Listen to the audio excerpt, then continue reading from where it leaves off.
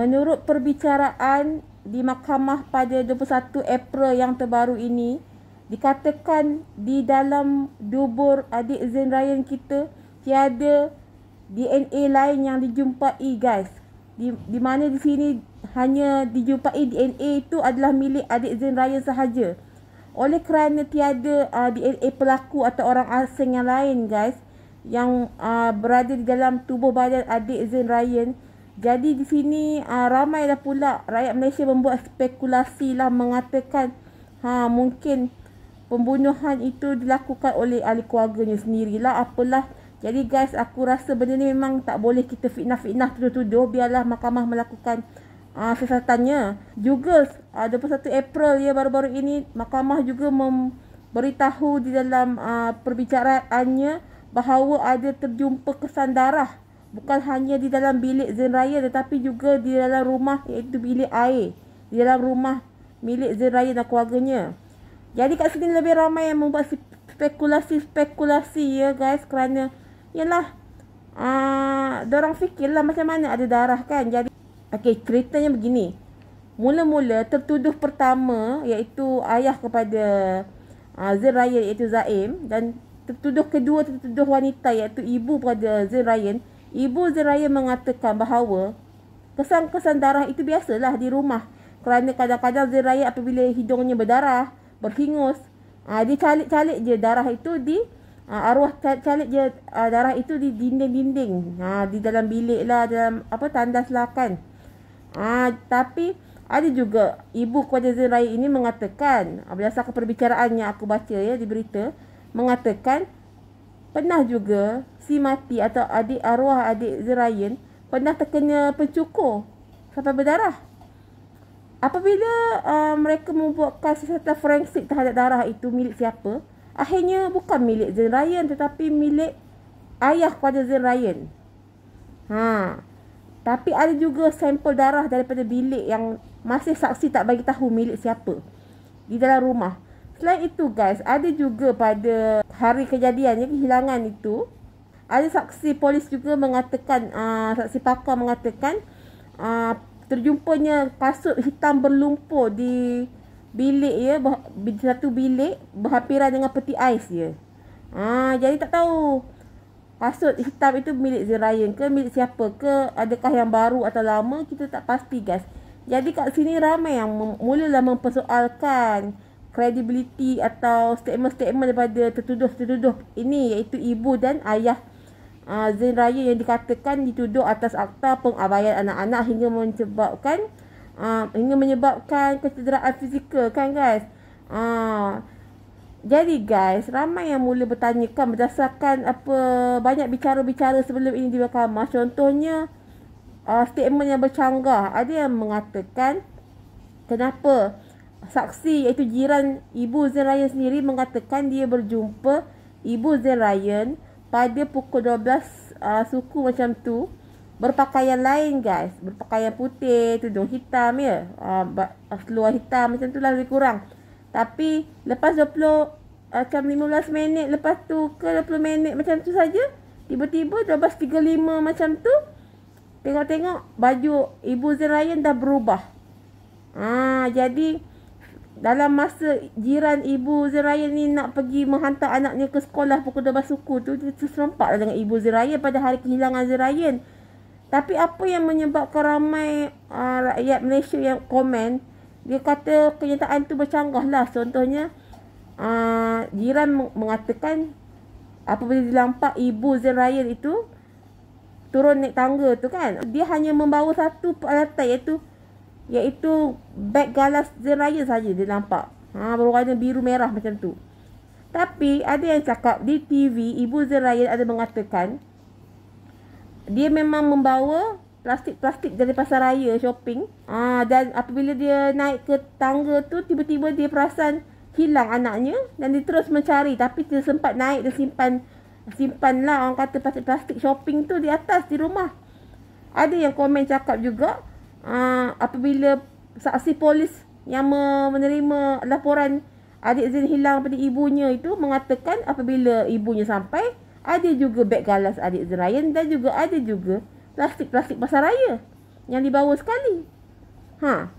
Tapi apabila saksi jiran mengatakan yang terserempak dengan Ibu Zain Ryan ini, Ibu Zain Ryan hanya bawa beg galas je, tak ada plastik pasaraya ke apa, pada pukul 12 suku hingga 12.35. Jadi ramailah membuat spekulasi, kenapa ditukarnya baju apabila hari anaknya hilang tu kan. Sebab saksi iaitu jiran itu, lepas dia tengok Ibu Zain Ryan ini pada 12.35 tu bertukar baju, tepat 12.45 lepas itu suami kepada saksi itu, suami kepada jiran itu kata adik Zain Ryan hilang di kawasan apartmen itu. Jadi orang kata waktu tu berdekatan dengan waktu adik Zain Ryan hilang. Tapi nasihat aku, janganlah kita membuat spekulasi siapa pembunuhnya. Janganlah kita tuduh-tuduh lagi ibu bapa Zain Ryan ini. Biarlah mahkamah mencari bukti yang cukup dan melihat siapa pelaku sebenarnya, guys. Tapi aku faham lah setengah rakyat Malaysia tu, diorang ni berdasarkan perbicaraan mereka membuat spekulasi lah. Lagi-lagi baru-baru ni adik Zain Ryan, mulutnya, objek yang penuhi mulutnya tu adalah actually sebenarnya pokok pohon pulai, guys. 10 meter je dari jenazah adik Zain Ryan, guys. Memang menyayat hati, guys. Siapa yang sanggup mempenuhkan mulut rongga adik Zain Ryan sampai ialah sesak nafas, tiada menyebabkan kematian. Tapi yang menyebabkan kematian tu jerutan di leher, guys. Sampai 6 inci dalamnya, sampai oksigen tak masuk ke paru-paru. Tapi rupanya daun-daun tu telah dipaksa masuk dalam mulut adik Zain Ryan, guys. Sampai ke tekak, sampai ke perut, guys. Betapa seksanya. Siapalah pelakunya, guys. Aku tahu ramai yang mula membuat spekulasi, tapi sekarang kes ini makin sulit ya. Makin banyak saksi-saksi tampil memberi kenyataan. Sebagai contoh, sebelum ni pun ada saksi yang mengatakan, iaitu cikgu kepada Zain Ryan sendiri. Dia berkata dia mendengar suara Ibu Zain Ryan sehari selepas kehilangannya di dalam rumah. Daripada rumah ni lah Zain, iaitu suara Ibu Zain Ryan ini menjerit, berkata ini semua salah mami. Macam tu. Ada ramai cakap sebab ibu kepada Zain Ryan menjerit macam tu lepas sehari Zain Ryan hilang, dia lah pembunuhnya. Tak boleh, guys. Kadang-kadang mungkin Ibu Zain Ryan tengah stres. Mungkin dia rasa macam dia abaikan anak dia, sampai itulah salah dia. Ya, guys. Kita tak tahu, guys. Kita hanya cuba berhusnuzon, bersangka baik. Dalam masa sama kita doakan pelaku yang sebenar tu ditangkap, guys. Kita nak keadilan, betul tak, guys?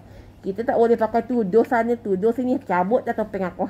Ini katak ni aku nak bagi contoh. Contoh ini ibu kepada Zain Ryan. Ibu kepada Zain Ryan ni ramai yang, aku tak tahu kenapa ramai komen yang negatif kepada dia. Beliau, mungkin aku faham lah sebab tengah statement daripada Ibu Zain Ryan ini bercanggah kan. Contoh pasal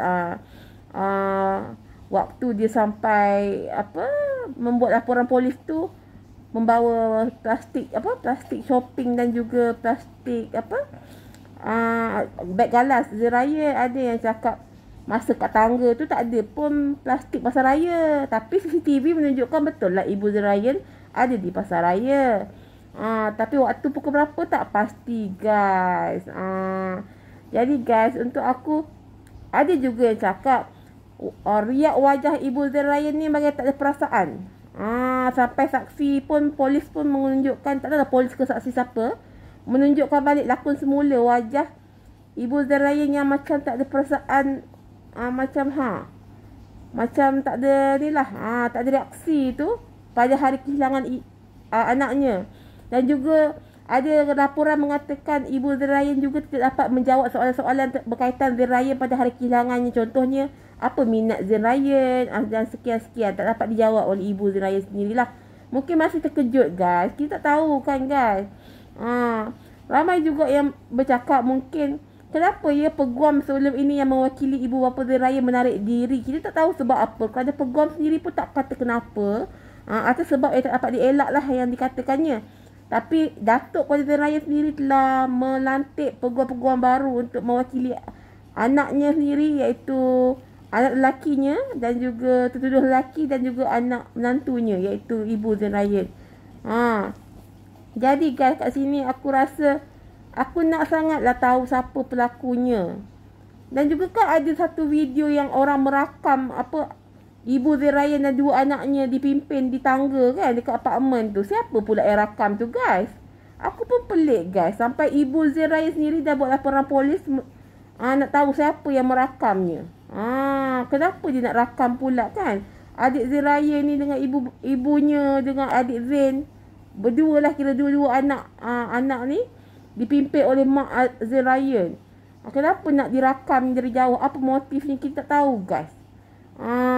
Jadi kat sini janganlah kita pakai nak menyembur je, nak kata je ibu dia salah lah, ayah dia salah. Jangan guys. Kita tak tahu perkara sebenar kan, jatuh fitnah, betul tak guys? Jadi pendapat aku, ibu Zain Ryan ni dari segi kita tengok dia punya mesej lah tentang hari kematian, atau bukan hari kematian, hari hilangnya Zain Ryan adalah mesej yang berbau tak berapa sedap, iaitu lantaklah nak mati ke nak hidup kan. Sebab Zain hilang kan. Kadang-kadang mulut tu kita tak jaga, doa ibu tu kita pun, itulah kita terkilan dengan perkataan-perkataan itu. Tapi kita tak tahulah guys, mungkin dia stres ke. Orang yang menjaga anak istimewa ni, kita tak boleh nak tafsir guys, emosi diorang macam mana kan. Tapi korang jangan risau, pada hari berlakunya perkara ini, kematian Zain Ryan, anak kedua atau anak seorang lagi, anak kepada ibu bapa Zain Ryan telah diambil, dijaga di bawah jabatan JKM, Jabatan Kebajikan guys. Tapi yang juga merisaukan guys, ada yang kata adik kepada Zain sendiri dan kawan-kawan Zain dekat area apartmen tu ada dengar suara adik Zain Ryan bagai nak melepaskan diri guys. Macam nak melepaskan diri ketika proses pencarian berlaku di sekitar apartmen. Aku tak pasti suara Zain Ryan tu dekat mana diorang dengar, dekat area sungai yang dijumpai mayatnya ke, dekat kawasan rumah ke, aku tak tahu. Juga selain pada jiran tu mengatakan yang ibu Zain Ryan ni dia terserempak dekat tangga dah berubah bajunya, ada juga saksi ni kata dia tak pernah nampak pun Zain Ryan ni main dekat taman permainan pula dah kan. Banyak yang statement yang bercanggah dengan ibu Zain Ryan. Jadi kita tengoklah, mungkin kita tak tahu guys, kadang-kadang biarlah mahkamah yang buat keputusan guys. Begitulah. Kalau pendapat aku rasa yelah, memanglah kita mencurigakan sebab pakar forensik pun kata berdasarkan ialah kecederaan yang teruk di badan adik Zain Ryan ni. Contoh telinganya, pakar dah melihat terkulai telinga kiri adik Zain Ryan guys. Kesian guys, sampai kejam begitu dicederakan badan adik Zain Ryan ni. Kenapa guys? Apa dendamnya sangat kepada adik Zain Ryan ni? Adik Zain Ryan ni adik kecil, anak syurga yang tak berdosa. Siapa yang berdendam sangat ni? Aku harap sangatlah siapa yang melakukan ni, biarlah Allah tu membalas korang. Korang jom kita doa sama-sama kat ruangan komen. Jom kita doa biarlah yang melakukan ni, yang kejam sangat ni, ditangkap dan dibawa ke muka pengadilan guys. Cukup-cukup lah dengan kes-kes sebelum ni yang tak dapat dikesankan, macam Nurin Jazlin. Kesian arwah adik Nurin Jazlin yang diperlakukan sebegitu. Tapi untuk Zain Ryan ni aku pun pelik guys. Macam Nurin Jazlin, arwah Nurin Jazlin ni kita tahu kerana ada gangguan seksual atau perbuatan seksual ya sebelum dibunuh. Tapi untuk kes adik Zain Ryan ni, memang ada tusukan paksa objek tumpul di dubur adik Zain Ryan, tapi tiada DNA pelaku. Hanya ada DNA Zain Ryan je. Jadi kalau aku nak kata gangguan seksual atau perbuatan seksual puncanya pun susah nak cakap guys. Sebab tiada spesimen atau apa-apa bukti mengatakan ada ialah perbuatan seksual, iaitu maksudnya DNA lah kan. Tiada DNA pelaku. Jadi kita tak pasti, masih dalam siasatan. Mungkin ada, mungkin tidak. Tapi itulah guys, untuk aku rasa pelik lah. Kenapa masih kita tak dapat nak jumpa ya siapa pelakunya. Adakah licik pelakunya ini? Guys, jadi untuk aku, kita tengok macam mana keadaan adik Zain Ryan dijumpai dengan lebamnya merata-rata. Walaupun kematian tu bukan kerana lebam-lebam, tapi kerana dicekik oleh satu tali yang orang kata tali yang pintal lah, tali yang kuat, sampai tiada oksigen dapat dilalui guys. Sampailah meninggal adik Zain Ryan. Macam manakah perkara ini boleh berlaku guys di kawasan apartmen perumahan guys? CCTV pun menunjukkan kelibat adik Zain Ryan di dalam longkang, guys. Dan ramai yang mengatakan, iaitu pakar-pakar yang membuat kajian mengatakan kematian 24 jam ke 48 jam tu amat mencurigakan, guys. Dia macam lokasi perjumpaan mayat, kan? Macam mencurigakan, guys. Jadi sebabkan fakta terbaru daripada mahkamah ni yang mengatakan